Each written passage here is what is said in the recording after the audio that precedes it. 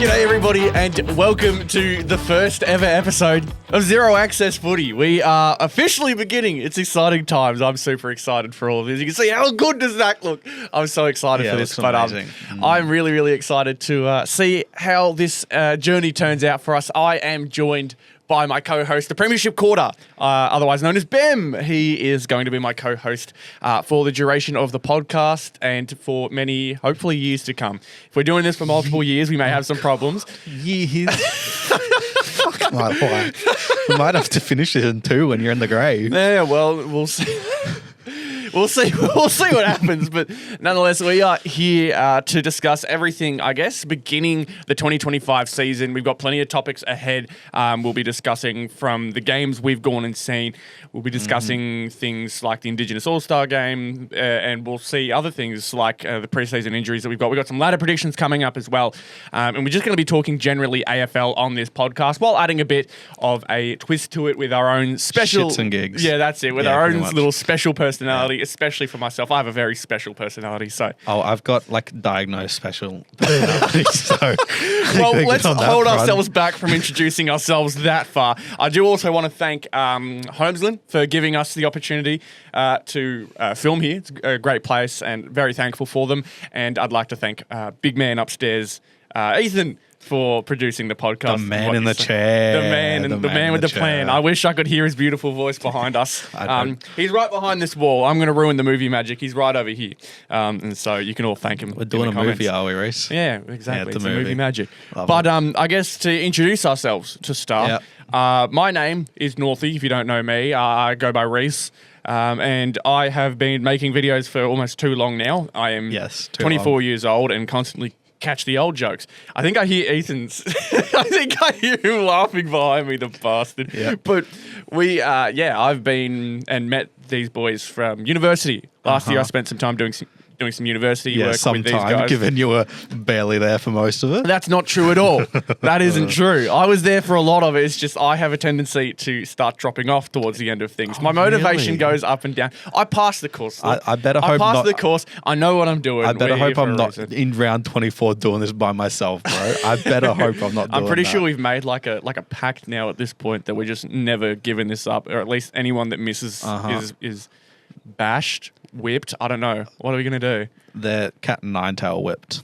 Something like that. Yeah. We'll leave a punishment in the comments of this. That could be really bad. That could be really bad. The first person that could be really good. You know who's going to be commenting? It's going to be Ethan. Yeah.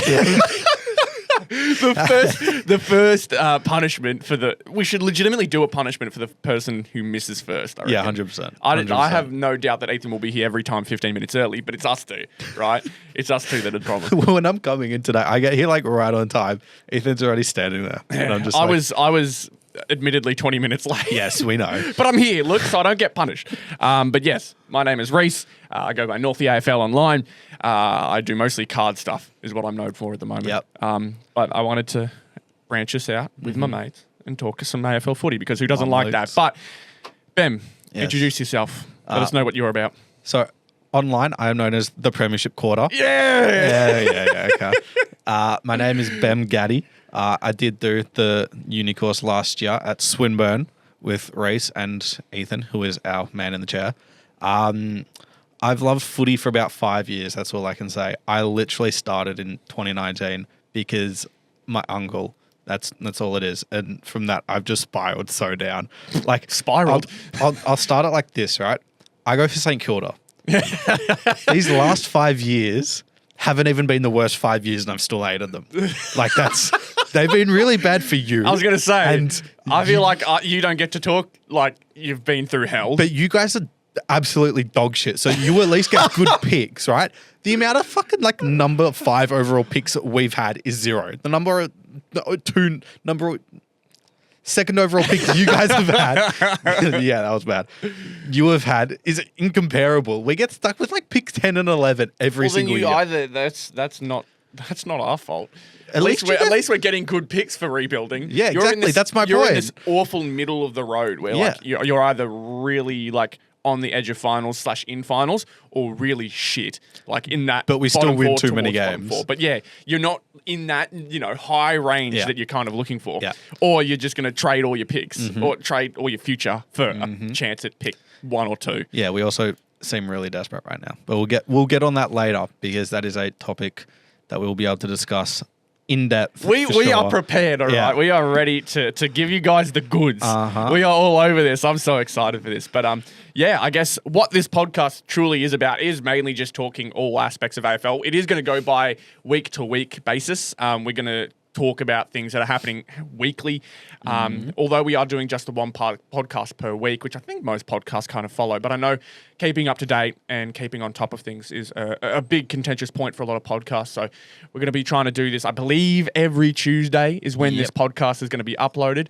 And we are hopeful that we can stay on top of the news as much as we can. We'll try and spice things up, add a few things. Obviously, there'll be weeks where Saints and North are playing each other, so maybe we do something special for that.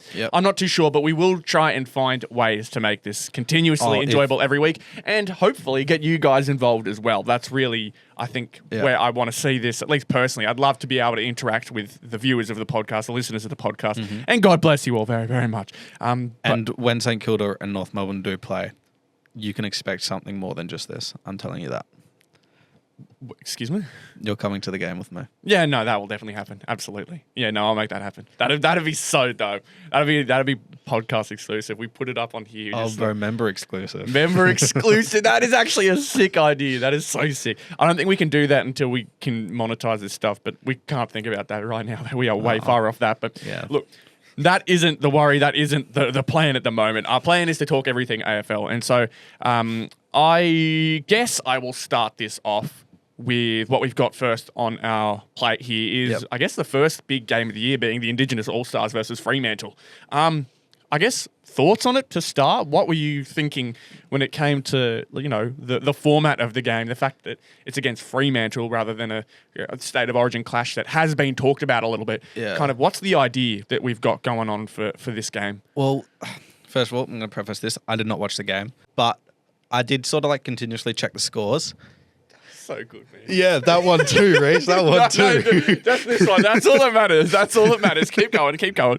But I think it's an all right idea. Obviously, we had it 10 years ago or something, and the only player I think was Brad Hill, who played in both of them, from the last one and this one. I think he was the only player. Sorry, not Michael Frederick.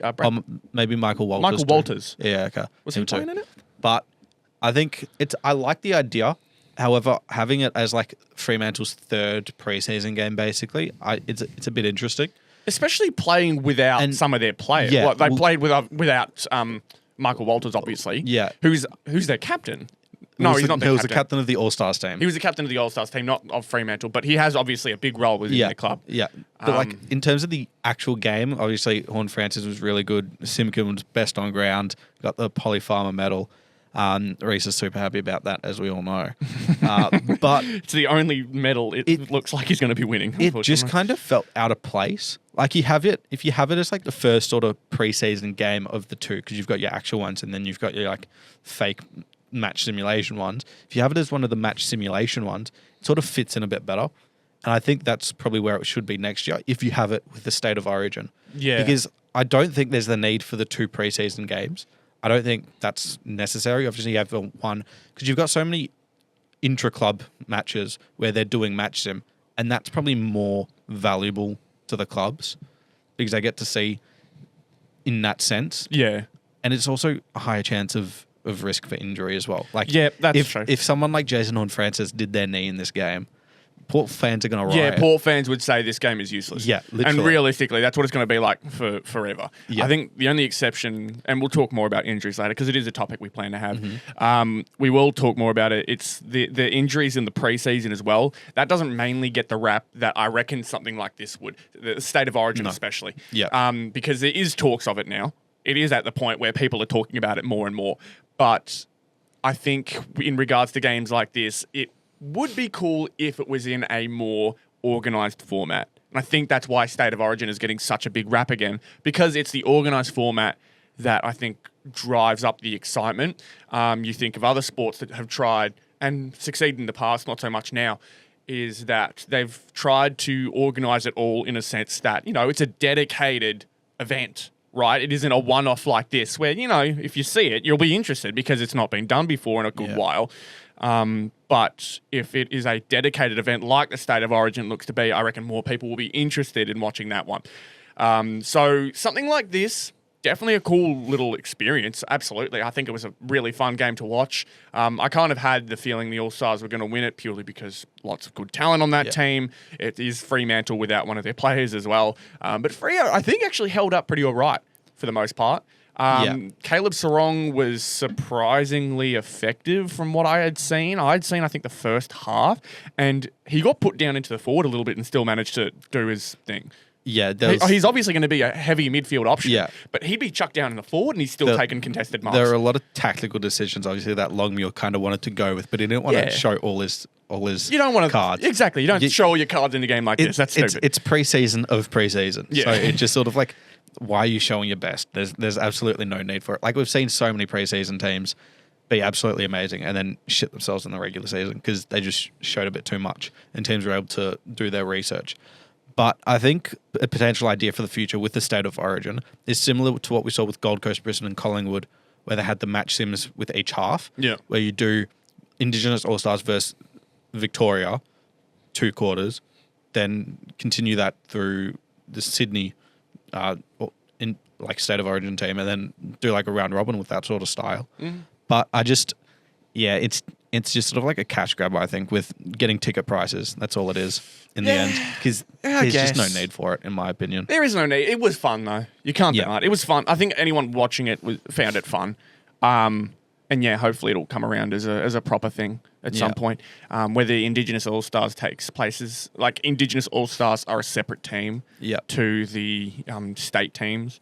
I don't know what they'll do with that because it's a cool little thing to have in the Indigenous All-Stars. It's a very, very nice way of showing respect to them as well. But I'm just trying to think how that team would be implemented into a State of Origin situation, or whether they just say, all right, this was a really, really good moment for the game. It's going to springboard into something like State of Origin, and we jump into the regular format. Yeah, we'll see how it turns out. It's something for Laura Kane and Andrew Dillon to work on for sure. Yep. Did you want to talk about the other games before we talk into our main ones? Yeah, so obviously our 2 main games we're going to be talking about are North versus Melbourne and then St Kilda versus Carlton, because those are our teams. So those were the only 2 games that were watched over the weekend. We do hope to make it a bit less like that. And I think Behm and I are both going to try and split up and dissect, because I do like watching the games over the weekend as much as I can. Yeah, I watch like as many as I can. Yeah, I'm going to try and do the same, but we'll split it up. We'll kind of work out who watches what and who pays the most attention. Yeah. Because if there's a game that's on that one of us has been kind of dedicated to or assigned to, but we want to watch it as well, I guess one of us will be more of a casual watch and one of us will be more of a tight-knit watch. And maybe we just can't watch casually. Maybe we need to dissect every little it's our job now. We're going to have to. Yeah, no, exactly. But, we'll go through it briefly because I don't know how much all this matters. Have you got any teams in particular that you want to point out? Sort of like just going through each game. West Coast versus Richmond. You had the main talking point was probably the Ruben Ginby and Sam Layla incident. Yeah. Where he got pushed into the marking contest. Which kind of tells you a lot about this preseason match sim situation. I mean, Richmond kicked 4 goals for the game. The game would not have been talked about unless... They kicked the last 3 goals of the game. So it was like 60-10 at one stage. And it's just, not great. Geelong got a good win over Hawthorn from what I remember as well. That looked pretty good. Where Bailey Smith played his first game in 500 days. I was going to say, he looked average, but I think that's kind of expected for the first proper game that you've had in a good while. You spend a year out. He spent a year and a half. So it's obviously going to take his time to get back. Obviously, you had the Brisbane, Collingwood, Gold Coast match sim thing. Whatever that was. So weird because Gold Coast got screwed that they had to play the Brisbane reserves. Really weird. But I guess there were a couple good performances there. Sydney got a good win over GWS, I think they played. And Marty kicked 6, so good for him. Adelaide whacked Port Adelaide, just sort of like I still pre-season don't. result. Yeah, I was going to say, the more I pay attention to this match sim and pre-season work, I always come out every single year being more of sure, it's helpful for them to find that match fitness and get used to it before the season begins, but don't take anything if out you're of it. if you're having a cry, I saw so many North fans having a cry saying it's going to be a long year because of that preseason, and it may be a long year, but I don't think it's going to be because they had a poor preseason. No, well, I don't think so at all. Given you just sort of mentioned that one, I think it's time for you now to deep dive into it because you were at the game. Yes. You took some photos. Don't know how much you actually watched the game compared to taking photos, but let's hear it. I managed to get there about 10 minutes before halftime. Okay. 10 minutes before halftime, so I didn't get to watch too much of it. It looked like we jumped out to a poor start. Melbourne got us to begin with.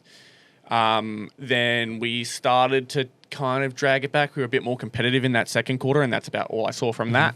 About halftime was where I got my best photos, and I think I got one in the third with Charlie Comben. That was probably my favourite moment. He flew over the pack. It's just Charlie Comben to a T. The dude will just fly at anything. The poor bugger's been hurt so many times.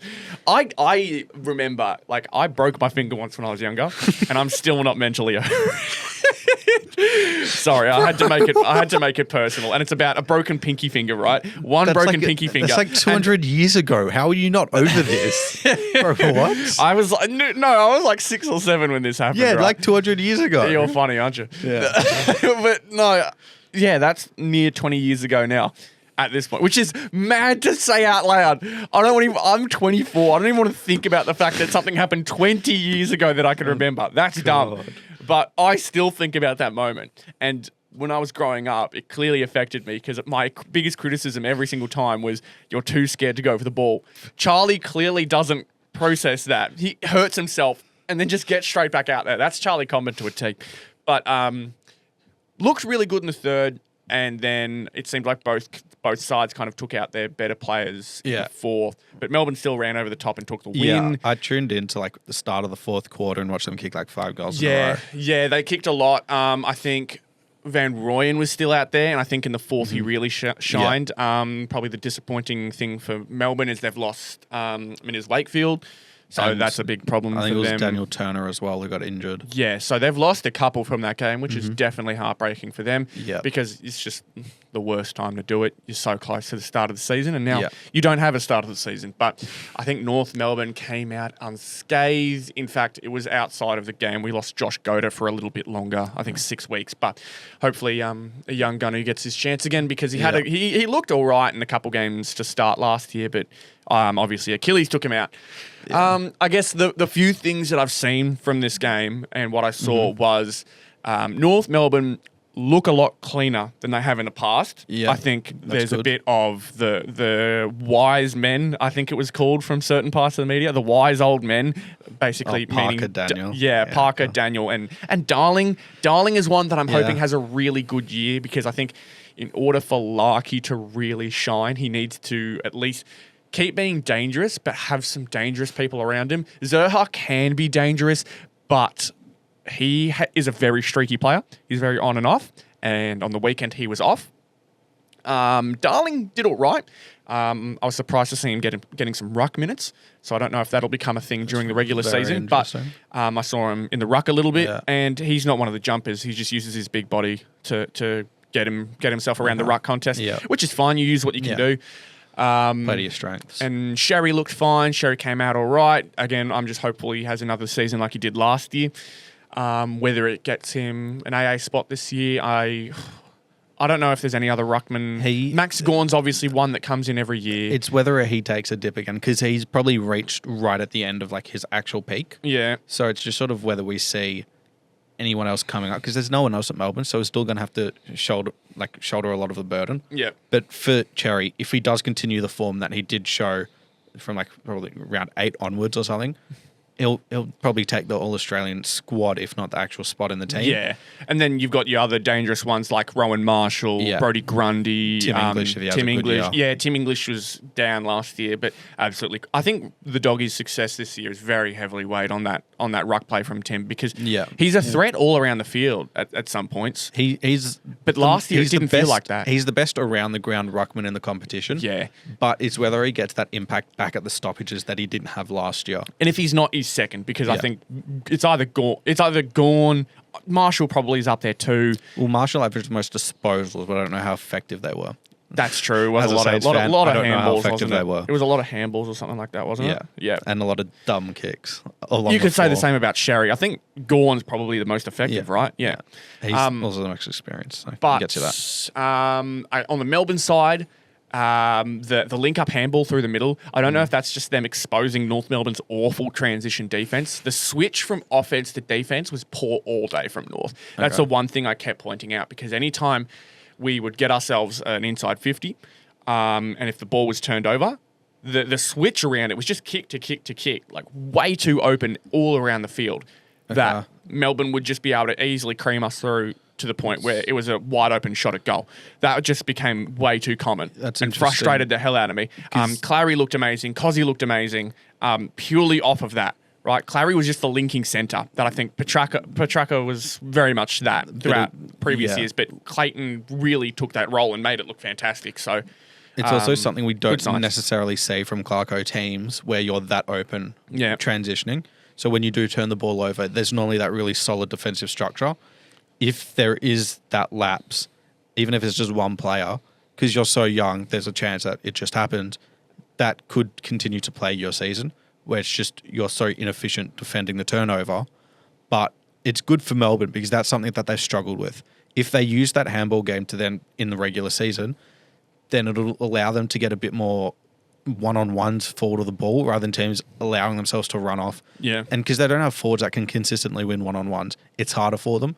So when there is that space that they can run into, it's a lot easier for them to score, which is probably what we saw, especially in the last quarter more so. Yeah, and I think from a lot of Melbourne fans that I've seen, they really liked the 4 goal getters from Van Rooyen, and who was the other one? Sharp? Jeremy Sharp kicked 3 in the first 2.5 quarters. Jeremy? Or was it Harry Sharp?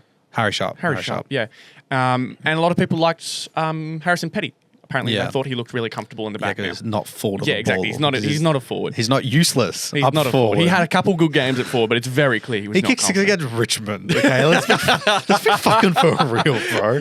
This is Richmond last year. Yeah, and fair Melbourne enough. fans are acting like he's the next coming of God and won't give up him to Adelaide because he's going to become fucking Tom Lynch or something. Man, this really gets you going. So dumb. Simon Goodwin should have been sacked for that alone. Oh my god! Like, let's be because real. of the premiership, Simon's probably got a bit longer to go at the very least. How long are we living off a COVID premiership? As long as Melbourne Vogel wants to. got 2 years, bro. We're Simon talking Goodwin's got that's him 4. NBA. So he had LeBron. How could he not be good enough? They don't have LeBron. We're going off topic. You need to calm yourself down. Talk about your Saints versus Carlton because you'll love to talk about this one. Oh, I love talking about the Saints. I thought the game was at like 4:30 or something. And I had stuff on Saturday night, so I didn't end up going. I look at my phone. I'm like, oh shit, it's 12 o'clock. The game's already like half an hour in. I had no idea the game started that early. So surprisingly, I was able to, I went back and watched. But the first 10 minutes, Carlton dominated. Absolutely dominated. Mackay kicked 2, gave one to De Koning as well. And they looked really sharp. They looked like they were able to be really solid defensively. St Kilda couldn't get anything forward of the ball. And they looked really good in transition as well. Their ball movement was sharp. They were cutting through St Kilda pretty easily. And obviously with Mackay kicking 2 goals early, it showed that St Kilda were missing Howard and Battle. Obviously they're not going to be able to replace Battle, but Howard should come back later in the season. But we still don't have that big body defender. And it shits me because we needed to get one for 5 years. I was going to say, as a North fan, defense is just so, it needs to be solid. I think sometimes it's the only reason teams like Melbourne can do so well is because they've got the likes of Stephen May, Jake Lever, some really, really solid bodies back there to help them out. The minute that your team doesn't have that dedicated, strong leader, I'm sorry, I love Luke McDonald, but fuck me if he is so the big bad. body, if he is the big body leader, He's so bad. it just frustrates me. Aiden Core surprised me. He got a little better in that. Okay, let's move I on keep bringing him back to North Melbourne. let's move on from Talk North about your Melbourne. Saints. Talk about your Saints. Go on. But we kicked the goal late. I think it was Higgins that might have kicked it right at the end, the first quarter. But after that, you sort of saw that Carlton couldn't really get any fluid movement in the ball. We became a lot more solid in our structure where you couldn't get it past the wing effectively for Carlton. In the first quarter, St Kilda couldn't get the ball deep in forward 50, but we started to do that. We were able to turn the ball over. Carlton obviously made some errors, which allowed us to get back into the game. But we also were really accurate, which we never are. and that's something that kept us in the 10 game. goals, 9. But it's 69. I was going to say 50% is your passing we grade. were 7 goals 3 at one stage. Okay. So it was much better. We started to butcher the ball in the last quarter like we always do because we can never close out a game properly. Mm-hmm. But I really liked what I saw from our young guns. Like Yep. we've taken almost 20 rookies in the last 3 drafts, which is the most out of the AFL. Even Richmond this year, who took like 11 or something stupid. Yeah. But they looked really promising. Someone I really liked was Hugh Boxall. I think he's going to be an absolute gun. Had a fend off on Paddy Cripps and a goal in the second quarter. Like, who does that? Yeah, you can't get much better than that. That's insanely good for a rookie who was like pick 50 something. Yeah. So that's really good value. Hugo Garcia had like over 20 touches. Looks to really solidify his spot in the team this year. Jack Steele and Jack McRae were good as well. Liam O'Connell, who's bloke we got from Ireland like two years ago. He looked solid off of half-back, so did Angus Hasty, although he turned it over like 5 times with his first 5 touches in the first quarter.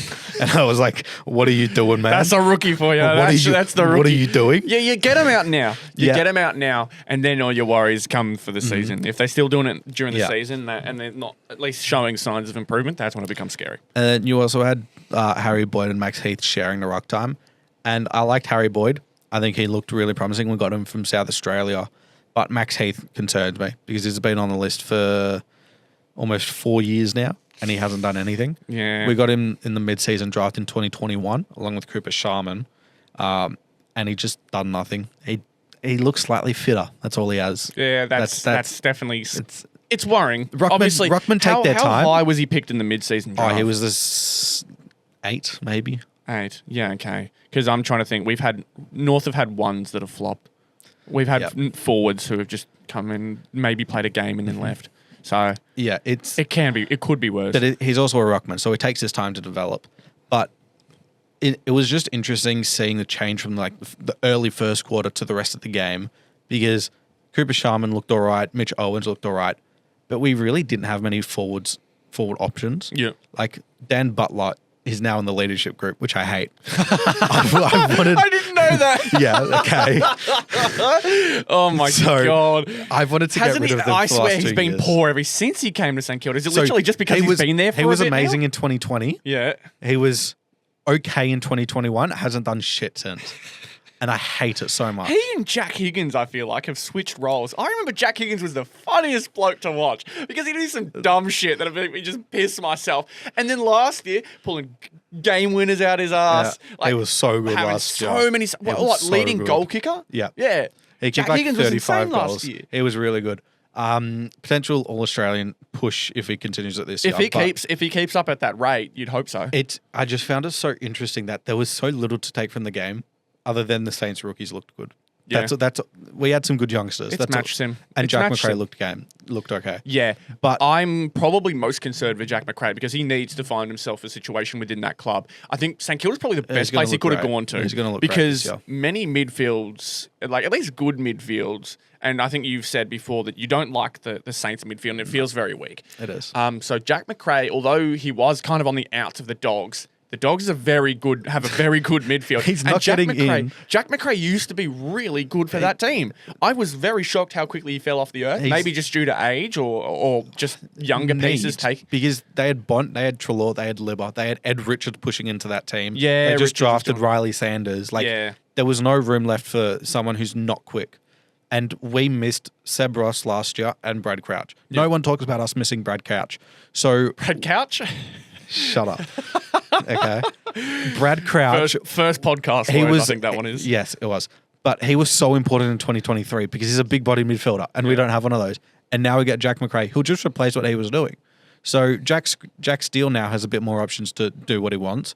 And we haven't seen that for the last 2 years because there's been no Brad Crouch.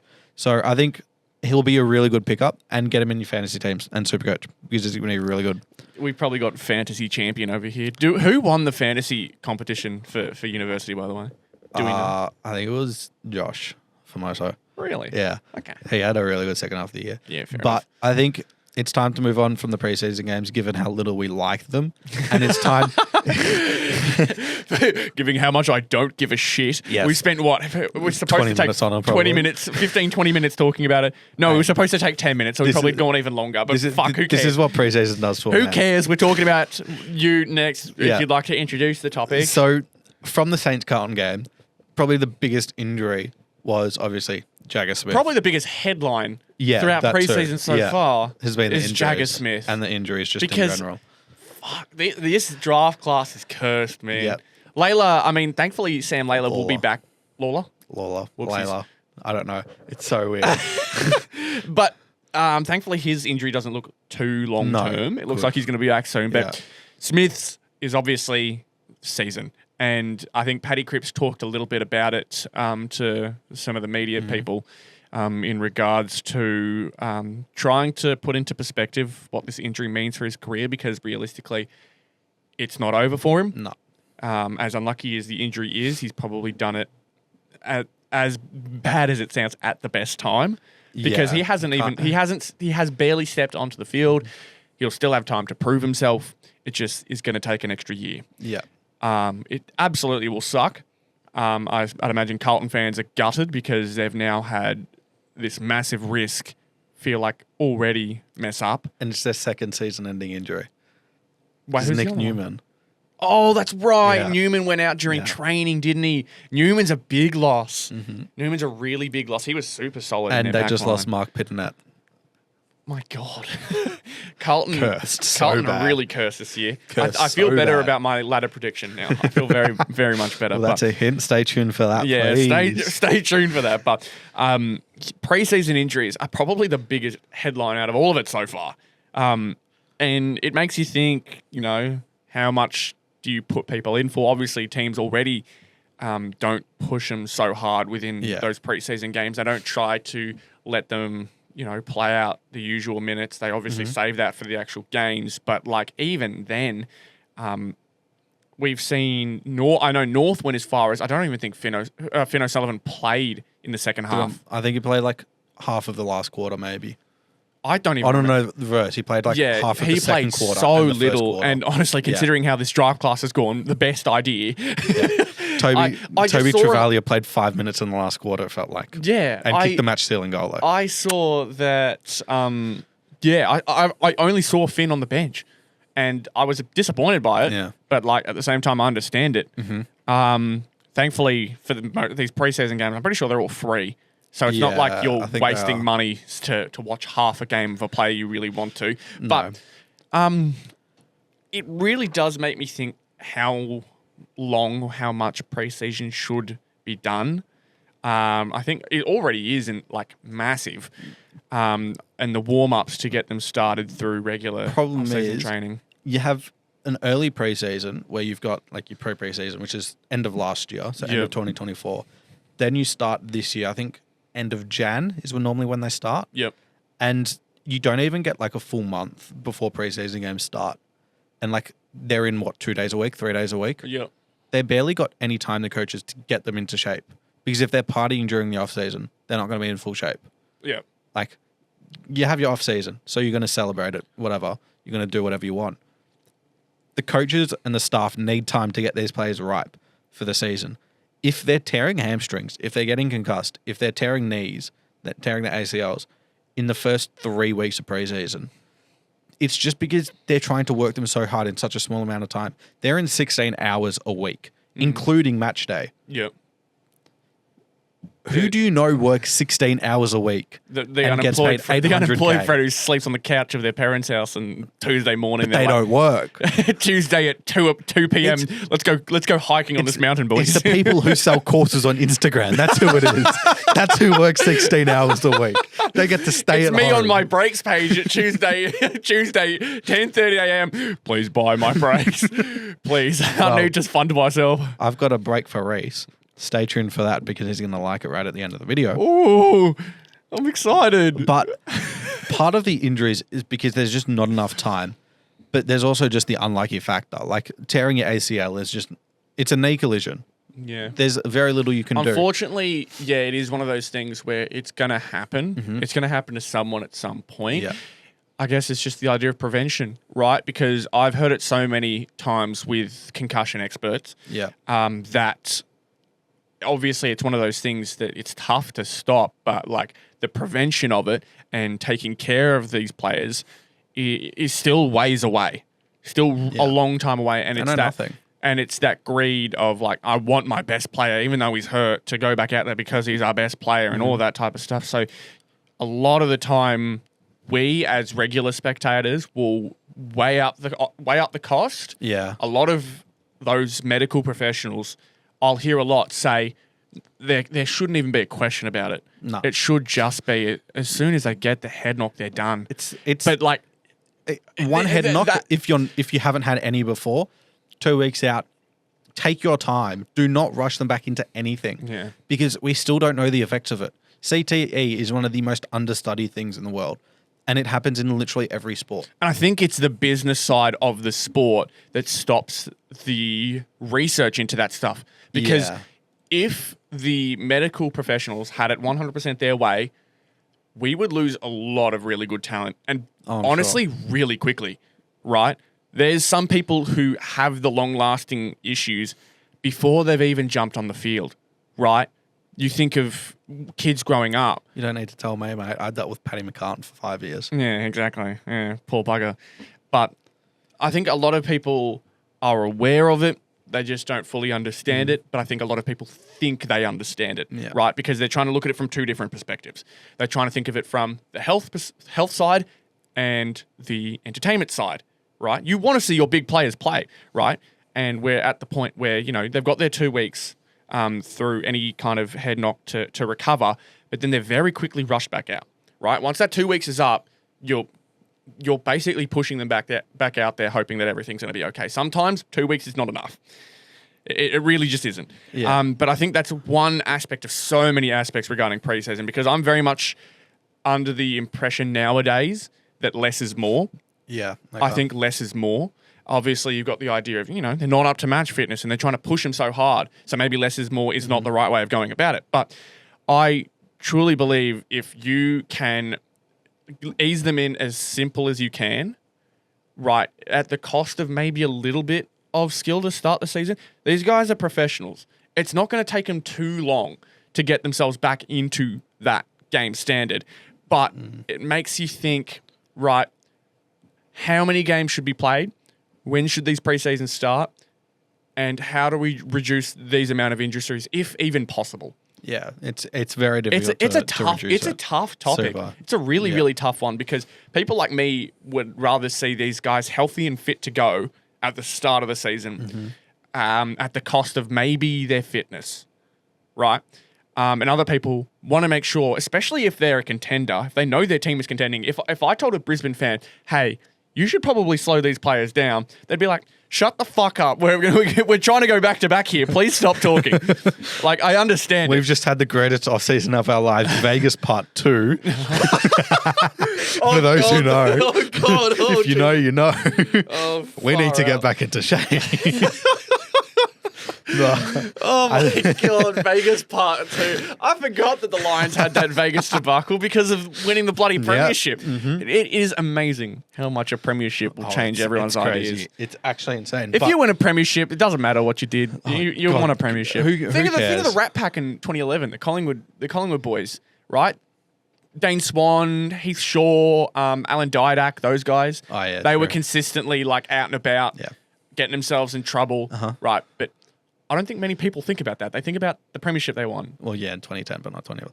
But yes. Oh, no, they didn't win. Yeah, 2010, They won 2010, not 11. 2011 was Geelong. I think it's time to now move past this, because This is the part you've been most excited for. this is the part that obviously this entire podcast is centered around. And we've probably already spent like 45 minutes talking just absolute shit. Bro, who cares? Okay, who cares? Yeah, anyway.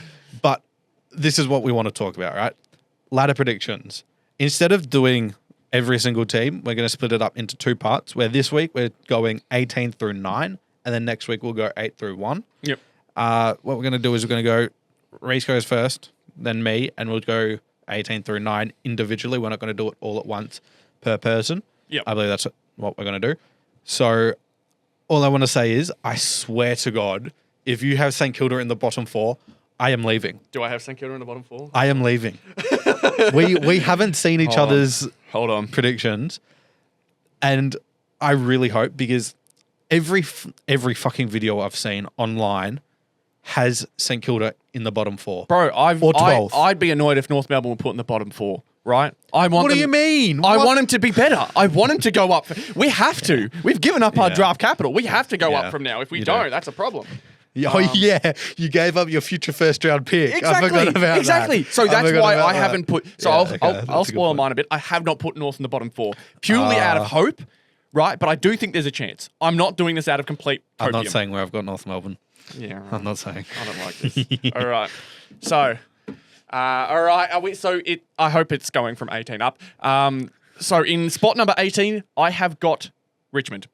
I've put Richmond in the 18th spot. Yeah. I think it Who is. doesn't? I think it is going to be another one of those years for them in the sense that they've got a lot of young players. The hope is it's Sam Lawler. It's spelled Lalor. Yeah, that's why I said Laylaw. But it's Lawler. Yeah. From what I've seen. I'm so Oh confused. well. Shits and gigs. Richmond, number 18. I think it's a mix of the youth, the players they already have, nothing too great. They've lost Sam Naismith, who already wasn't great, but Dusty's the big one. Yeah. Hopefully, Nank will be able to take him over the top. Rioli, Baker, they've lost as well. Grimes. Yeah, lots of players lost, lots of youth brought in. So Shea is one we forgot as well. Yeah, lots of people out.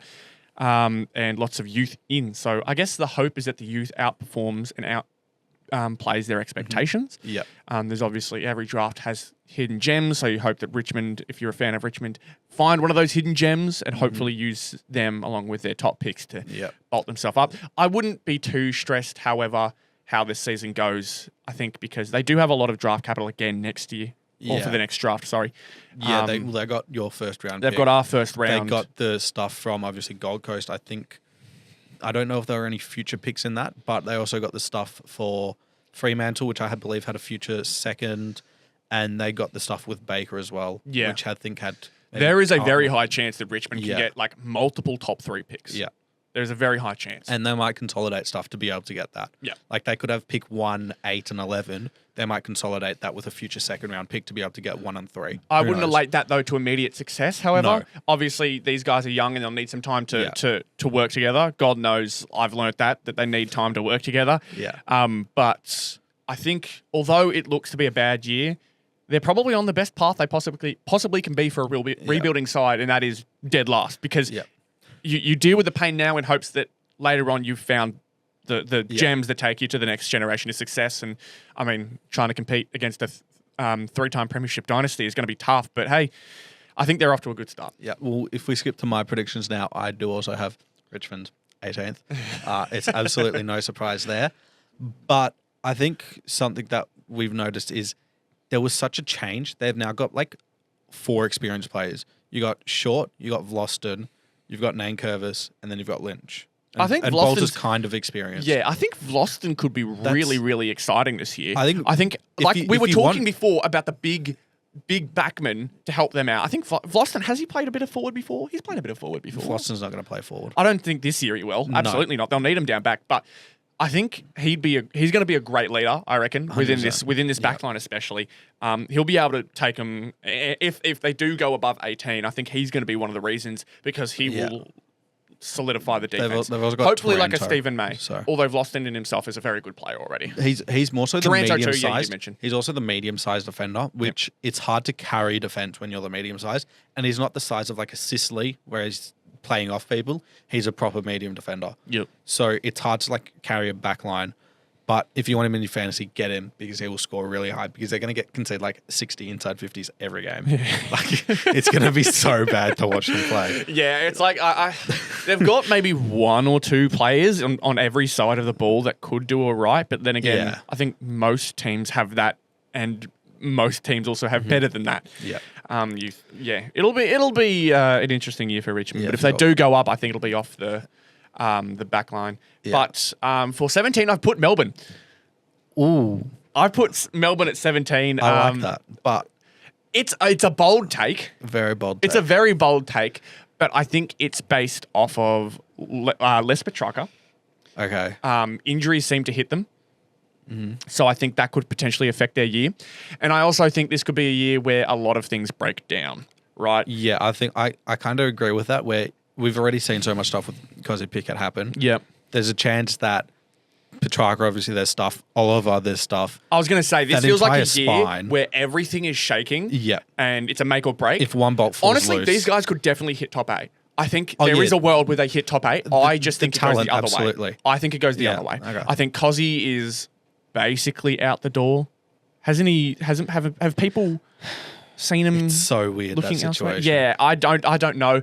I don't know about Clary. I don't think he's out the door just yet. It's- Nor do I think Petrarca. That one really surprised me. That Petrarca news last year it threw me off. It really threw me off. I didn't expect it, but again, it's stuff like that kind of has me, not sure. Yeah. And it's also happened to them in the past. You think 2018, I believe it was 2018, where they managed to get themselves to the prelims, but then fell off pretty hard the year after. Sure, there's a fairly big distance from then till now, but I think there is the potential for the wheels to fall off, and I think it's going to happen this year. Yeah, I wouldn't be surprised if it does happen, but the team that I have in 17th, it's not a surprise at all. It is West Toast. Wet toast. West Toast. Yeah. I think had Barras have stayed, I'd have them a lot higher. But I forgot about Barras. Yeah, right. I just thought of the additions. And I really like Baker as an addition. I think he provides great leadership. I don't know about Jack Graham. I just don't see where he fits in. yeah, neither. He's sort of like an outside midfielder because there's already a couple inside midfielders. He's not a half forward flanker because he doesn't get on the score sheet. And I also think down back, it's McGovern, it's Harry Edwards, and it's Bailey Hoff. That's all it is. Yeah. So I'm just really concerned about how they're going to hold up defensively. McGovern's pretty injury prone nowadays as well. Correct. He's on the back end of his career. Yeah. He was fantastic last year. Absolutely. Yeah, I was going to say, he But did have a good year, but if he gets injured, even for like 4 week stretch, they're going to get blasted by 80 points in those 4 games. I just think their midfield, there's some positives. Elijah Hewitt, if he plays, I think could be really important. They missed him really badly last year because there was no spark in the forward 50 with him. And I think now that you've got Waterman and Allen playing together, I think that's promising. that's really exciting. I really like You've that got tandem. Bailey Williams, who I don't know if he's going to play ruck or forward this year. I think if Matt Flynn, is he injured? I don't know if he is. I don't know. I couldn't tell you, but I think having Bailey Williams up forward provides a bit more aerial support for Allen and Waterman because those two need it. You still got Jamie Cripps as a good small forward. You've got Harley Reid in the midfield. Elliot Yeo's still injured, but he should be back early in the season. But there's no dumb sheet anymore either.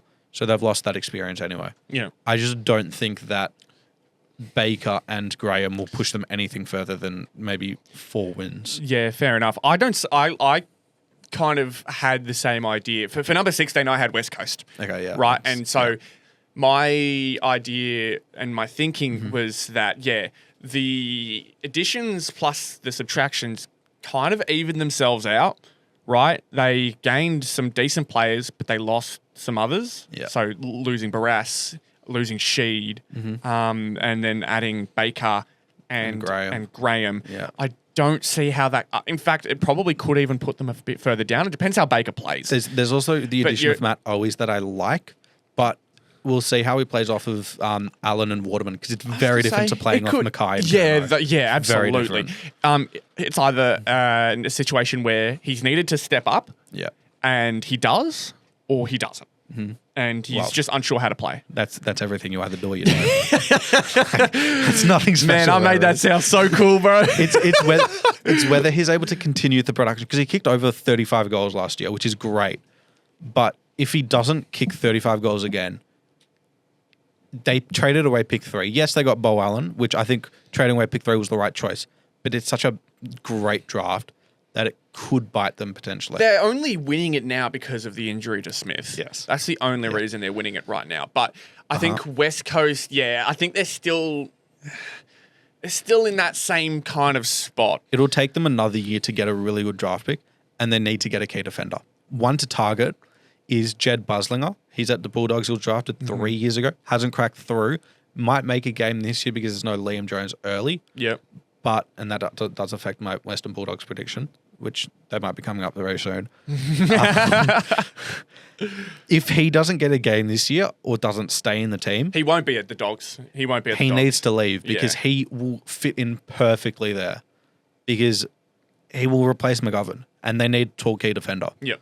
And he's exactly what they need. But the team that I have in 16th is someone that was in the top 4 for most of last year. And they're not going to like me for this one bit. Yes. It's Essendon. And it's just, again... How have you disrespected Essendon more than I have? Okay. They finished 16? 11th last year, okay? And they won so many games that they shouldn't have. And guess what? They didn't get better. I guess so. The gut of their list, right? It's Merritt, it's Mackay, it's Peter Wright, it's Todd Goldstein, who's still their number one ruckman. That is- and it's Ben Mackay. Sam Draper. He's not their number one ruckman. Fair enough. So that's 5 older players. We haven't seen anything from the younger players either. They've got Isaac Kako. Maybe he does something this year. I mean, I guess in the He's got sense- Jade Gresham next to him. What the fuck is he meant to do, bro? Like, That is some Saints hatred no out there. offense, Jade, but you're shit, bro. Okay, you are absolutely. Oh my god, I love this podcast already, man. Isaac Kako is going to be great for the future, but expecting a 19-year-old Yeah. small forward No, you are to carry right. your But forward line. No, I think it'd be hopeful for them that he We just haven't adds seen some- anything adds from- some little bits of hope. We haven't seen anything from Ben Hobbs. Haven't seen anything from Elijah Sardis. Haven't seen anything from Archie Perkins, who I think is one of the biggest flops of the last 10 years in the draft. Archie Bro, he's Perkins? been dog shit. He's supposed to be like an Isaac Rankin type. He hasn't done anything. Hasn't he He's gotten almost more a net. midfield, Mo? Am I He doing hasn't. right? No, he's meant to, but he hasn't. I know And- Sam Durham is probably on the better side. Sam Durham has been fantastic in the last Yeah. 2 years, and he is. I may be thinking of him. He's been one, but aside from him, they haven't had a bolter. Like Jordan Ridley, great, I love him. Stay healthy for once, Yeah. please. Mason Redmond, okay, you're a good halfback flanker, but they've got no one to lock down in the back half either because Jaden Laverde has not been very good. Zach Reed can't stay healthy either, and you're relying on what? Nick Hind? Okay, Andrew Murray was good, Yep. but he's not a proper lockdown defender. He's very much does want to push up the I ground. was going to say he's more of that linking defender, and they've got a lot of those. Like Nick Exactly. Martin can do that. Adam, Yeah. no, it's not Adam Sard. He's Carlton now. Why the fuck did I think Adam Sard? Side El Hooley, I think Yeah. is who you're thinking of. No, that actually wasn't who I was thinking of, Oh, but I okay. think that maybe that dude reminded me that there's a Sard on the team. Yeah. But I think, they've got a lot of those linking. Mm-hmm. The problem is Ben Mackay. Yeah. No, The elephant in the room. $1.3 million for the bloke. Thank you, Essendon. Thank you. Oh my Yeah. God. Maybe I think he was only good for us because he was the only one there. Yeah. He was the only one. Not even Aiden Core at the time wasn't the way he is now. Aiden Core's better now. No. But I despised Aiden Core because he was just the definition of punch it and hope. Yeah. And he wouldn't punch it half the time either. Yeah, exactly. He wouldn't get to it. And now it feels like he's playing a little smarter. Yeah. Okay. And it's strange because he's been really good before. And it just, that's small period. I think it's time to move on now. I'm going to go 15th? next. Who's 15th? It's not St Kilda, please.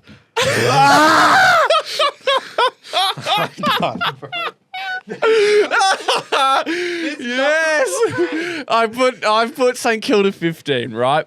So No way. okay, let's talk about the things so far. Provide a reason. I swear to Midfield, God. right? They're going to lose a lot of midfield battles already, so we can go our off midfield's that. only gotten better. It has absolutely, but Jack McRae, that's going to push you over the top. Who said anything about pushing us over the top? We finished. What did we finish last year? Take a guess. Finished 12th. You think we haven't gotten worse except for Josh Battle, Yeah, who but I didn't like. I'm trying to think of the ones who I've put over the top. So obviously through this, North Melbourne's doing better. Okay, I'm moving Here- North Melbourne down now. Who here who has a worse midfield? North Also, is the only one I can think of. This shows in the how next much ones. research we've done. Yeah, no, this is a bit of a rush job, but at the same time, there is a bit of thought behind it. Midfield, I think it's only We've got a only dog shit one in the midfield. ones higher. North Melbourne, they would beat North Melbourne, I reckon. Yeah, okay. And even then, I think North Melbourne have a stronger midfield. You're younger and you've got more talent, yes. But I think you could beat North Melbourne on a good day. We then move to your forward line, right? So your forward line is Max King, Owen, Sharman, Higgins, Butler, Higgins, Sharman. Wilson, Henry. I think there's a lot of streakiness going on there. 100%. There's a lot of streakiness. I don't like our forward line either. I think your back line's okay. But then again, I don't see how you push further. It's Ross Lyon. That's the only reason we push further. Like, he is so good as a I also coach. hate that man for saying North Melbourne's not a serious club. That's fucked. That's fucked. He man. knows what a non-serious club is, bro. He can that is say true. that. Yeah, but I just feel it's so unnecessary, man. It's so unnecessary. But I think St Kilda are going to finish top 4. But again, like a lot of teams, it's the They're going to finish top 4. Sorry, bottom 4. Okay. Yeah, Just sorry, mate. clarifying. Don't get too excited. Yeah. I think they are finishing 15th. Okay. Well, you provided some reasons. While I don't believe them, you provided some reasons. At least I'm not just saying fuck them, which Yeah, I wish I basically. could say. Which is what I'm saying to who I have in 15th. Simon Goodwin, you're gone. Bro, you are gone. Yeah, you Melbourne, are yeah. gone, okay? Yeah. You So are that's why you liked it. We both got on bottom 4. Yeah. Yeah. So I just don't see them getting better. And they didn't play well last year. They finished 14th. Yeah. I basically have them finishing the exact same. Yeah. Bailey Frisch, I don't think he gets back to 2021 best. Van Ruin, there's a lot to carry. I do like him. He looks good. He does has look looked good. But again, it's preseason. He will take a jump, 100%. But he's still their only genuine key forward. Lost Shane McAdam to an Achilles injury. Lost Mies Wakefield, who's really good depth as your halfback flanker. Christian Salem, I don't trust anymore because he hasn't done anything for the last 4 years. Yeah. Petrarca and Oliver are going to be huge iffies for the entire year. If Petrarca plays great, okay. If he doesn't, come to St Kilda, baby. Oliver, just go to Geelong. Get your money and go to Geelong, okay? You'll be on a You'll get winner, a farm. consistent winner. You'll get a farm. with some money from what You'll it looks get a like. farm. You'll get a Because farm. That's how they do it, okay? Gorn, we might see aggression. I don't trust Lever and May as much as I did. Because Lever hasn't been that good. May's still good. But gonna again, say, I do really if like Harrison him. Petty doesn't become the next Jake Lever, I don't see their defense being that good. Yeah. So I just don't see everything working. Because Cozzy Pickett, unless he becomes an All-Australian, he's the one that can change it. But I don't necessarily see him doing it this year because he hasn't done it consistently at this level. So that's why they are finishing bottom 4. But they do continue to get some more really high picks. I really like Harvey Langford. He's shown great promise in the preseason. But again, you're relying on a rookie to what? Push you into 8? No, not going to happen on my watch. So that's why Melbourne are finishing bottom 4 and Simon Goodwin gets the sack. Yeah. Yeah, I think if this is going to be another bad year, Simon's probably gone. Yeah. I'm going to 14 now, and it's Adelaide. Adelaide is a really, really hard team for me to read, right? Everything points to them being a really fantastic side. Yeah. But they have so many it feels like brain lapses, right? In 2023, I think they had a lot of excuses in terms of like Youth as close well, yeah. results that didn't go their way, right? The first thing that comes to my mind is Jordan Dawson not getting a free kick against Collingwood for a clear high. Yeah. I remember that one, and that cost them that game. But this year didn't feel like that at all. This year felt like The only one that I Where are remember they was going? the Sam Draper lying on the ball one. That's all I remember. Yeah. So there's that one. But again, that's one game out of the 23 that they play every year. I'm very, very confused. I think on the positive side, Riley Thilthorpe looks ready to have a fantastic year. It's taken a Stay while for healthy, him to please. get there, Stay but he healthy, looks please. fantastic. Yeah. Tex is always an interesting one to talk about because he still plays at a pretty decent level. Yeah. You're just kind of wondering when he falls off because, I mean, the greats kind of always do. He did sort of dip last year. Yeah, it was a But- very slight dip, though, Yeah. and it's also coming off of a comeback season as well. Yeah, he also wasn't fully fit in the preseason, I don't think. So he took his time to sort of get back into it. Yeah, which is But- fine. Again, talking about the preseason Yeah, injury also stuff. their off-season additions were pretty good. I think Alex Neil-Bullen was one thing Neil that Bullen, came to my mind. I'm like, really important player. that could make him one of those And higher teams. Also, Isaac Cumming, I think he's really good off of halfback. Probably replaces what Wayne Miller or Brody Smith does. Yeah. Miller coming off an ACL. Smith obviously suspended for round 1. But I think that's actually a good pickup. And I think now their back line could break out. I'm a huge fan of Josh Worrell and a really big fan of Max McElhaney. Yeah. I think they're two really good pieces. And they don't I have... think that's why I've actually put him 14 because I don't have that trust in him. I'm Okay. still very unsure about that back line. And then there's a lot of spark players, right? You've got Rankin who can have fantastic games, Rochelle who can have fantastic games. A lot of these players that could have good ones, but yeah, just streakiness. Streakiness can be the thing that costs them. The only real consistent ones that I ever can think of are Rory Laird and Jordan Dawson. Even Riley O'Brien is like he used to be very good, I reckon, but I don't have that trust in him anymore. He's just a very bulky ruckman who can get himself into marking packs.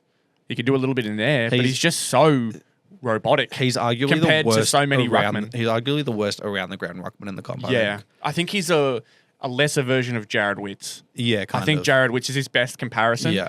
But Jared Witts just gets around a bit more. Yeah, I don't mind it. I can 100% say Adelaide finishing 14th because it's still technically a rise from where they finished 15th last year. Yep. Which is insane to think about. But yeah, I think I like their backline. I think they've got a lot of players that can rotate, but I think there's a couple that have really solidified their spot. I think they when should healthy. get better this year. When healthy. Yeah, they should get Yeah. better this year. But the team that I have in 14th, North. We're out of the bottom four. I'll take it. It's exactly where you need to be this year. Yeah. You probably should be winning 7 games, I think, as an expectation. And I just think that you've now got your backline sorted. It's Comben, Logue, and Core.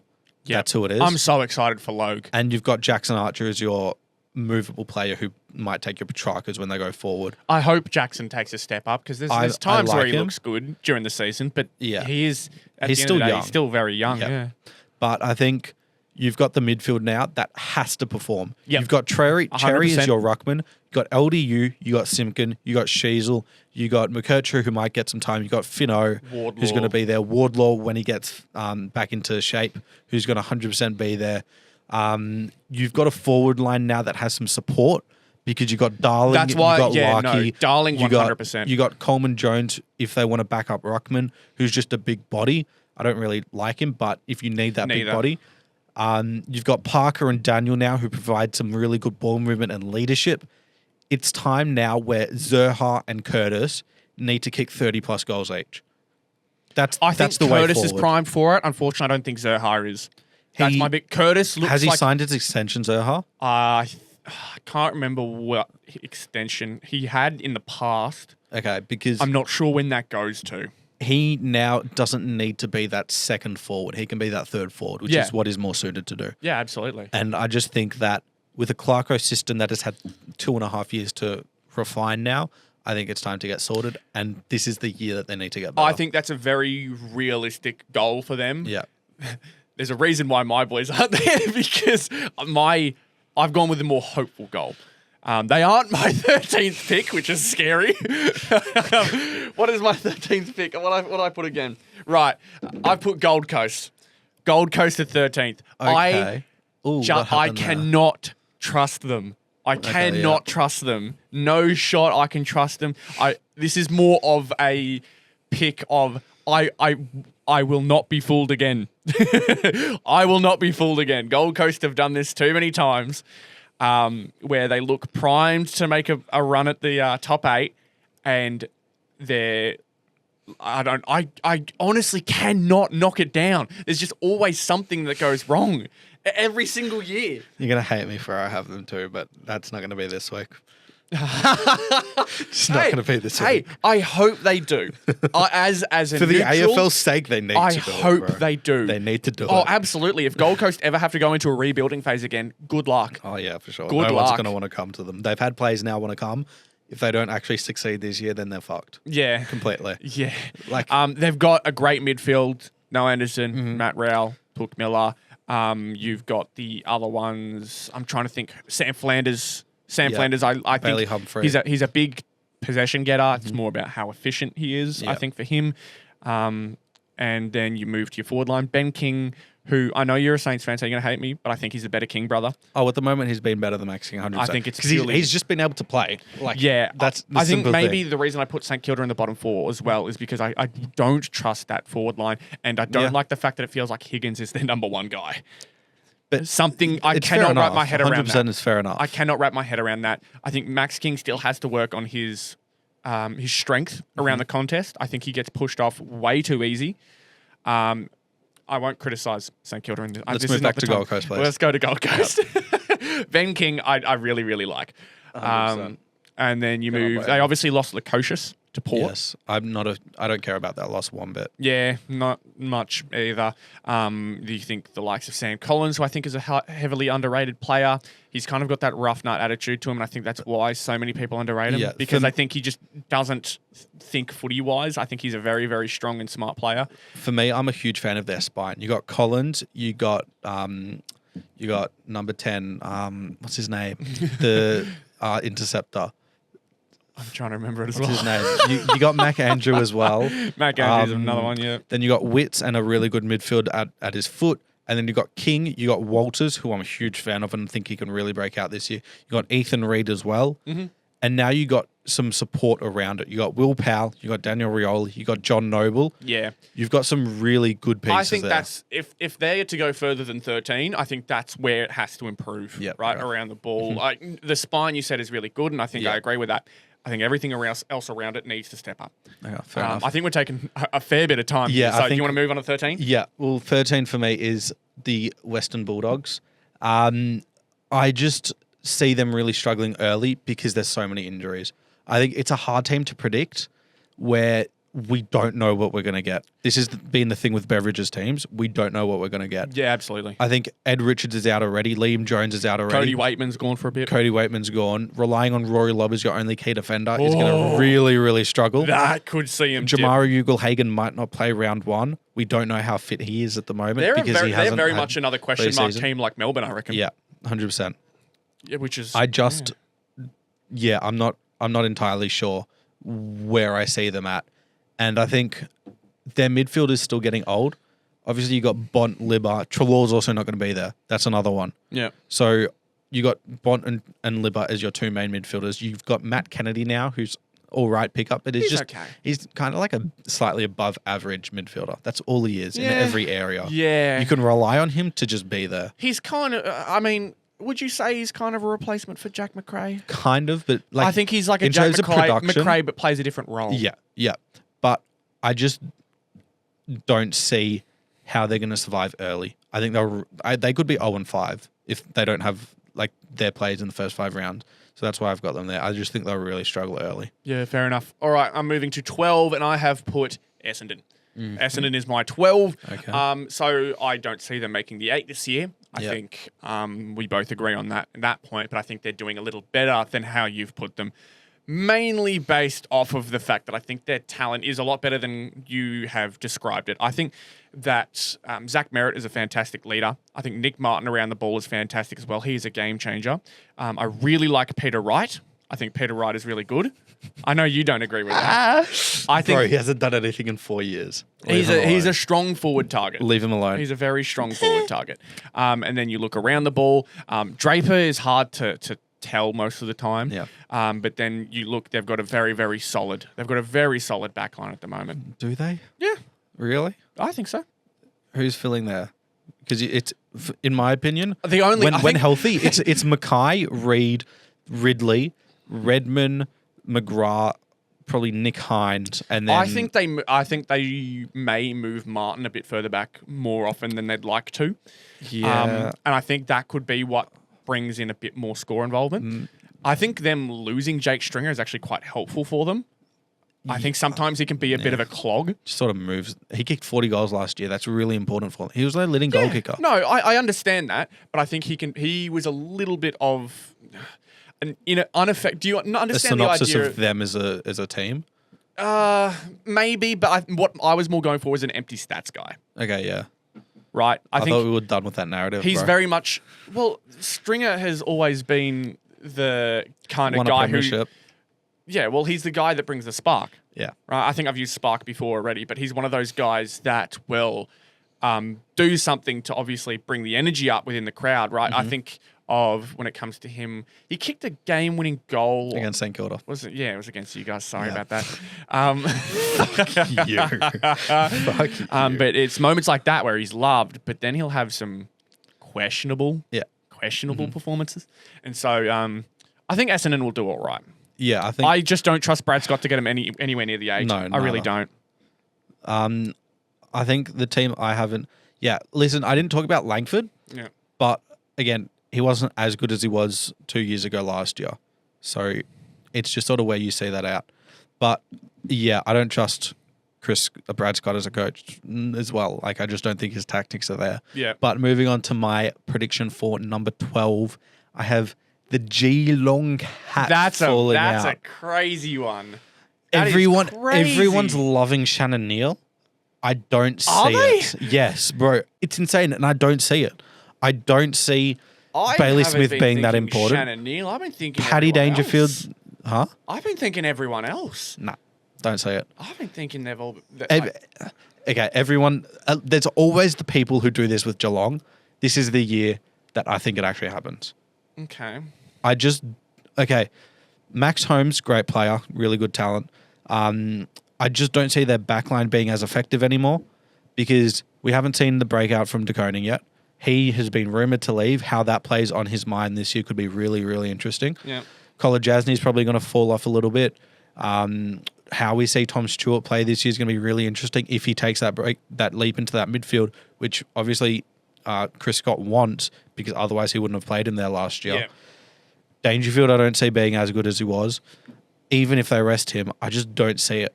So I think there's still a gut of this list that could push them because you got Holmes, you got Smith, you've got a couple of young players, you got the rising star from last year, forgot his name. No, not Ollie Henry. You've got Ollie Henry up forward. Ollie though. Henry is up forward. Can't remember his name. Why am I forgetting his name? Yeah, I got no idea. Blonde head dude. That speaks for half of Geelong's list. Yeah, I was going to say the blonde haired dude with a headband. No, there's so many of those. Why Why am I forgetting his name? I see their ruck as a position that's really lacking. Toby Conway's not going to be fit to start the year. Are we relying on Rhys Stanley in 2025? If I was Geelong, I'd hope not. Yeah. So I just think that there's a bit of a struggle this year for Geelong. Okay. Where they could also deal with some injuries Fair enough. on top of it. Okay. I'm going to move to 11. I have put Carlton as 11. Okay. Carlton already off to a bad start with injuries. Yes. Already off to a very bad start. Obviously, it's a couple, and there's 18 players on the team, so it's not going to make up too much. They obviously have a reigning Brownlow medalist. Yep. They've got brilliance in Sam Walsh. Tom De Koning, from what I've heard, has looked pretty good to start. Yep. They're obviously two-headed beasts down and forward.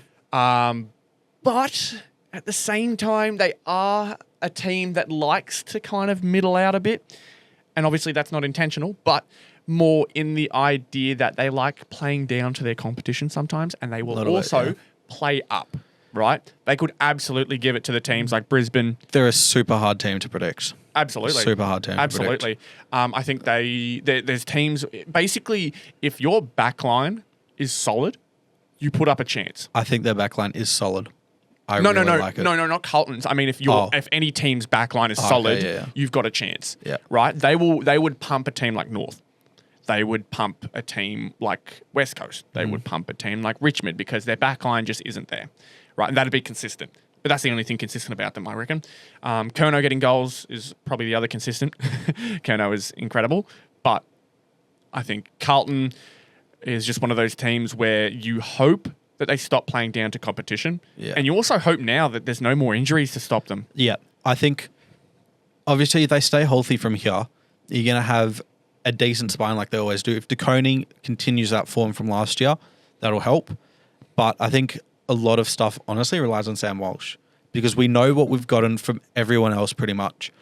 He's the one that hasn't fully hit the ground running yet during the year. I was going to say, there's games where he plays fantastic, but I understand what you mean. And if he becomes the best midfield partnership with Cripps, then that pushes them to where they should be, which is premiership contention. Yeah. Because obviously it's a big miss to not get Houston, because obviously now without Newman, it's going to be really difficult to replace. Yep. But Doherty probably takes that role again, maybe like Ollie Holland, because they've played him off of half-back. But I just think that if Walsh plays really, really well like he did in 2021, that's what gets him there. Yeah. And I think he does. Okay. So I think that's why I don't have Carlton in my bottom 9. Okay, fair enough. Go with your number 11, though, because we are really 11. far behind. My number 11 is GWS. I've got a lot of switching up. Yeah. I can see it. They got Jake Stringer. That was about it. They lost Cumming. They lost Perryman. They lost Haynes. Tom Green's out for a little bit, I believe. Yep. I think their backline is fantastic. Always is. But are we going to see the same thing from Hogan? Like, that could be just an insane outlier year. I think teams can now learn how to defend him. Because in season, it's so much harder to learn. If Toby Green and Stephen Cornelio and Josh Kelly and Lockie Whitfield, if they're all 30 plus. Mm-hmm. So there's every chance that they take a back step. Yeah. And I think they do. I think if Lockie Ash, if Finn Callaghan, if Darcy Jones, if Aaron Cadman, if their youth doesn't become those type of players that replace your Cumming, your Perryman, then I don't see the improvement. And they're relying on a system that hasn't changed. Yeah. I don't see where they've improved their system to be able to win a premiership. Obviously came really close last year to be able to beat Brisbane and beat Sydney, but they didn't. And how does that affect them this year? I think it could really hurt them. We haven't seen a breakout from Kieran Briggs, which I think is what's needed, because their midfield doesn't fully do it for me, even with all the talent there. Yeah, and I think sometimes a ruckman can be exactly what you need to get them over the top. Because if you can put the advantage for yourself every single time at the middle, I mean, you just utilize your midfields even more. It's just basic in that point. But I'm going to move to number 10. Yep. And like I said, this is the super hopeful. This is North Melbourne. So not even a part. There's a part of me that doesn't even believe this. What do you mean a part of you? This should be every part of you. But honestly, this is filthy. This is me praying that we finally make the step, and I think yours is more believable. I think it was 14 you put him. This isn't one step. This is like multiple 5. steps. 5? Yes. 5 steps would be fucking premiership contention. No. Look, if we only make it to 10th 5 years from now, I'll be pretty fucking disappointed. In 5 years from now, this might be where you've come down from fucking top of the ladder, bro. But this is my really, really hopeful guess. I think the additions are going to be super helpful. Yeah. Again, I don't think 10th place helpful. 14th place helpful maybe. But I like the additions they've made. I think everyone takes a step up. Obviously, an extra year of chemistry, another preseason together. Tom Powell I love him. is my one to watch. I love him. Yeah. Fantastic preseason from everything I've heard. Super good player. I love him. Really high disposal getter now, which is just another addition on top of the young midfield they've got going. Yeah. And of course, my hope is that this is the result, because I want LDU to stay. And I think if we finish up here, that'll be enough to convince him. If you guys finish bottom 4, he'll leave. If you don't, I think there's every chance he stays. And that's probably why I'd even be scared if we finished 14th, right? Because it's pushing it. Unless who are the contenders to grab him right now? St Kilda, Essendon, Geelong's always going to be there. Geelong is always there. I think maybe Melbourne could do it because they've got some expiring contracts with all the age. If you've noticed, all 4 of those teams you named have been listed in here at some point. Geelong is the exception because I just can't. My brain has not computed the idea of Geelong being bad yet. But like you said, Essendon, St Kilda, Melbourne, they've all been down low, or at least lower. You see Essendon lower, but if North can do better than all 3 of those teams, I think he stays. Yeah. Unless it's a clear rebuilding year. But for all of them, it's not a clear rebuilding year. Everyone, like Essendon wants to be good this year. St Kilda wants to improve this year. Melbourne are probably just hoping to stay on the ropes, and I don't know if that's something that LDU wants to go to again. No. So that is my hopeful outcome. I think they can do it. But that'd be like if everything went well for them, bro. It'd have to be everything went well. And as a As a stupid North Melbourne fan, I am praying that this is the reality. I pray that this happens, man. I really It's not. do. Okay, let's move Go on for because it. you're out of your mind right now. In 10th, I have Fremantle. That's interesting. There's some teams that have not come up yet that I'm really surprised haven't. It's really tough for me to see Fremantle miss the 8 because they've got everything where you need it. They've got key backs. You've got Pierce, Ryan, and Tracy. You've got your ruckman in Darcy and Jackson. Yeah. You've got your forward line in Amiss and Tracy. You've got your small forward now in Bolton, who's your game breaker. You've got your midfield in Sarong and Brayshaw, and Haynard Young as well. But I just see a big drop off in the rest of the talent. Like, See, that's the I problem. can't bring myself to that conclusion. I just don't see them having a mad drop off. To me, it's like Carlton, where we know you've got insane talent right at the top. Yep. But like Sam Sukowski, great role player. Michael Frederick, great role player. Jordan Clark, I actually really rate him. But aside from that, it's either really young or not quite there for me. And so I just see if there are injuries, we saw how bad they were. Like if Alex Pearce doesn't start the season, they could really suffer. Yep. Yes, they've got Draper as a backup, but he only played like 5 games last year. Yeah. So to me, it's just Pierce's sort of like, impact is very big. yeah. So I just sort of don't see it really there. Yeah, unfortunately. okay. I will move on to 9, and it's on the screen now, but I've got the Dogs at 9. Yeah. They are just the definition of a 50-50 team. Yeah. And so in my head, it just makes sense for them to be 9. They are a team that will have fantastic games against top sides and then flop against really easy sides. I mean, we had, not last year, the year before, they lost to West Coast Yeah. in a game that they absolutely should have won. In previous years, they have had really, really good games against Collingwood. Collingwood's won, I think, in their premiership year that they gave a really good go at. Yeah, that seems familiar. And I think they've had some close ones. I think Brisbane, they've had some close ones with too. But they know how to play winning football. Yeah. There's still, obviously, you've got Bont, who leads the side, and I think he's obviously going to play a big role every single year. And how that team does. Mm-hmm. But I think the team around him just lets him down so many times. I'm still very sure that he's going to be the highest earning Brownlow voter with no Brownlows. 100%. I think he's going to be really high up there, 25 to 30 votes every year, but never be the highest. Because they're never finishing top 4. Exactly. So they'll never win it. Exactly. It's that simple. They've also often, there's always some talent around him that does well. Treloar always takes Treloar takes some. Yeah. And then a forward will also have an occasion, like Jamara probably took some throughout the year. But they've got a lot of ball-dominant players that will sometimes take... Because sometimes Bont's best impact isn't even in the disposal count. No. It's just the fact that he can be so effective. Yeah. Ridiculously effective. But because he's not getting it so often... Right, I remember a game in Ballarat when I think it was against Gold Coast or Adelaide, where he kicked 2 goals to finish the game out, but he finished with 15 disposals. And so really, really impactful game, really, really good. Yeah. But it's just the stuff that you don't see very often. When it's just the idea of not seeing it that often. Mm-hmm. And then obviously the random ones like Horn Francis getting 3 votes with 10 disposals with that 20%. But, that's for another time. I'm going to stop rambling on Western Bulldogs. We both know they're a very, very 50-50 team. Now, the team that I have in 9th, their fans are going to absolutely hate me. Hold on. Wait. Yeah. Okay. This is what I thought. Because they've already been said before. So the problem with this is I had one ladder that went to Ethan, our producer, and then I changed it earlier today. Who did you put on? So I originally had St Kilda in 6th. Because it was a joke ladder that I sent to my mate. Oh. Then I moved them down to 13th, so they were 1 spot above North Melbourne. Yeah.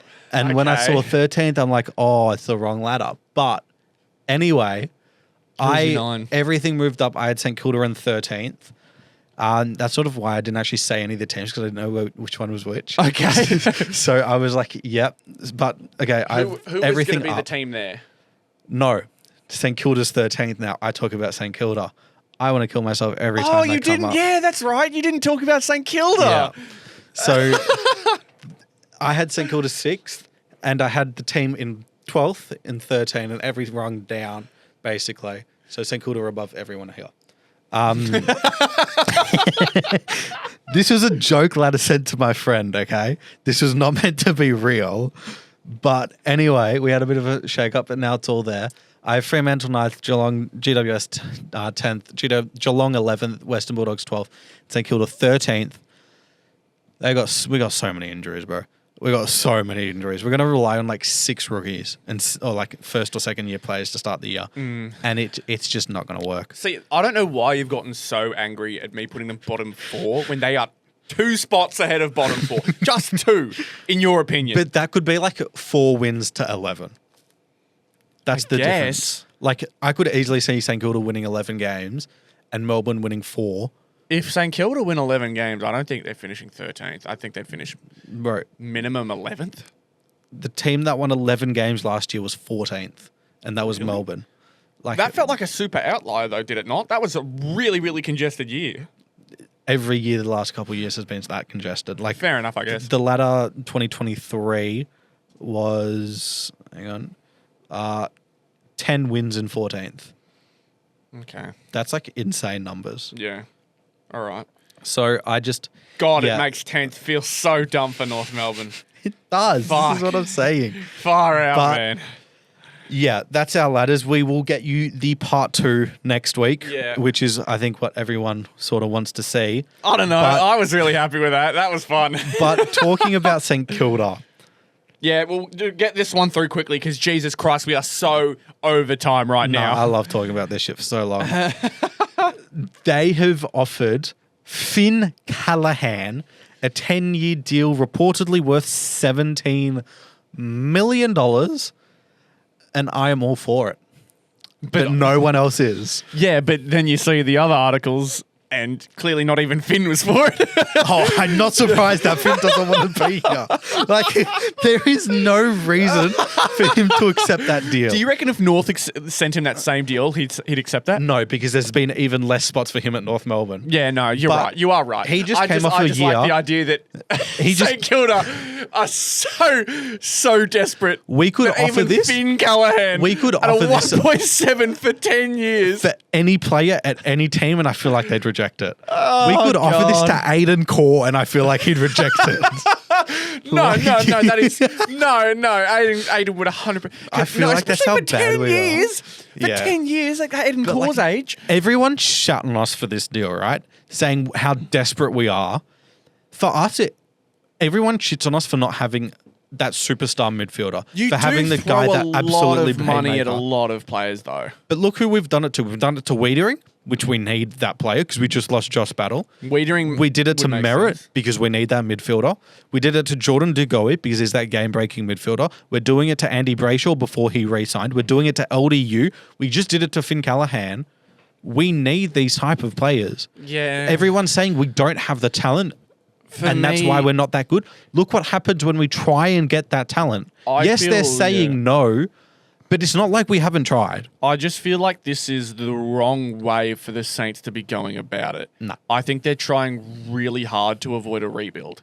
Really Bro, hard. we've just taken 20 picks in 3 years. How's that not a rebuild? Because they're not the top picks that a rebuild usually goes for, right? If you half-ass a rebuild, It's a you get retool, half-ass but it's a result. retool. Retool's just a bullshit term, bro. No, it's not. Retool, I refuse. There's maybe a few, because retool What are is Melbourne doing right now?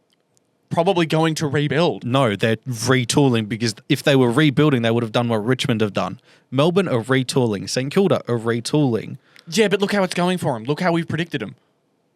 Look how you've predicted them. You predicted them in the bottom 4 as well. No, I haven't. What did you predict them? 13th. Sorry, 13th. 13th. Not Fuck's bottom 4, bro. No, you had St Kilda at 13. Yeah, that's what I'm saying. No, I'm saying Melbourne. Oh, Melbourne, yeah, bottom 4, 100%. Yeah, fuck. You're a fucking idiot. Melbourne, you were saying they're retooling, and we're both saying they're going to fail. But we're also saying that they could make the 8. I guess so. Yes. Richmond have but we rebuilt. both don't believe it, right? We both don't believe But there are it. people are out there who do. This is what I'm saying. St Kilda are Those retooling. motherfuckers are delusional. Shut up. Shut up. All right. Either way, Okay. Saints offering Finn Callaghan 10 years, 1.7 per year, Yeah. and Psycho he deal. rejected it. Yeah. Which sad. is Wah. interesting for sure. I think it kind of means he believes in what GW. I think it means Yeah. more he believes in what GWS has rather than he doesn't believe Yeah, St I mean, Kilda. I'd rather stay at a team that almost went to a grand final And last 2 he years. does have a role on that team. Yeah. He has a role on that team. I mean, he's they looking just better lost and better. Cumming and Perriman, so he's got a spot now Yeah, to exactly. really break He's out. got a spot, Yeah. and he's signed on for 4 years. Yeah. He's got himself. Bastard. At the end of the day, if GWS don't reach that standard, he doesn't have to spend 10 years there. He regrets. only has to spend 4 years there, and he can move on. I thought you were going to say he didn't need to spend 10 years at St Kilda. He gets to spend 4 years at GWS. Anyway, I think we've talked about everything we need to. Have had an absolute blast. Oh, I've loved it. We have had a fantastic first episode, I think. This has been going on for way too long. I think I said at the start, wanted to go 45, 50 minutes. I think this is at an hour and a half. This is an ridiculous. hour and 29 is my prediction. Yeah, this is ridiculous. But nonetheless, be sure to follow us on all our socials. This is all new stuff. So if you enjoyed what you heard here today, be sure to follow us on TikTok, Instagram, and YouTube. Obviously, if you're listening on YouTube, thank you very, very much for tuning in. We appreciate you all very much for tuning into the first episode. I want to thank Behm once again, the Premiership Quarter on YouTube. I want to thank you very, very much for tuning in. I'd like to thank I'm Big tuning Man in. for jumping in. Yeah. I'd like to thank big man Ethan, the big man upstairs, for helping make this all happen. And I appreciate you all tuning in to watch Zero Access Footy here today. So hopefully we'll see you all in the next episode, episode 2 next week. Obviously we go over part 2 of our predictions, which is 1 to 8. Hopefully it won't take as long next time. But yeah, once again, appreciated. Thank you very much for tuning in and listening, and we will see you all next week. Catch you later, guys. See ya.